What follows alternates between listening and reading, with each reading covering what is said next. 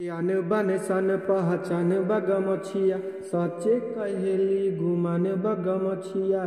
देखन में तुमको भले गवार लगते हैं, तोहरा का पता हई गमछिए से हम तो रंगदार लगते हैं।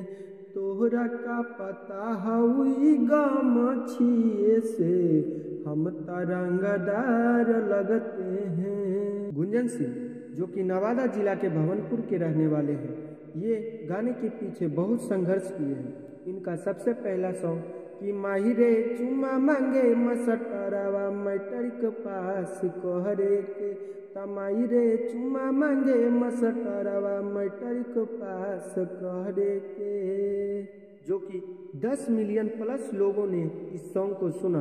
ये तो इससे पहले भी एल्बम गाए थे, मगर पहला हिट सॉन्ग यही था।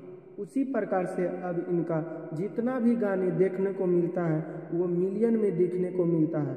बता देना चाहते हैं दोस्तों, इसी प्रकार से इनका एक गाना जो कि मार्केट में अच्छा सुनने को मिल रहा है कि तोहरा का पता हई गमछिए से हम तरंगदार लगते हैं।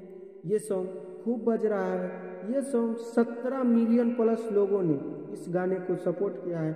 अगर आप अभी तक इस गाने को नहीं सुने हैं तो आप एक बार जरूर सुने और अपना प्यार दुलार जरूर दें। अगर आप चाहते हैं इसी प्रकार से भोजपुरिया लेटेस्ट जानकारी पाने के लिए चैनल को सब्सक्राइब करें और भोजपुरी मगही गाने सुनने के लिए भी हमारे चैनल से जुड़ें।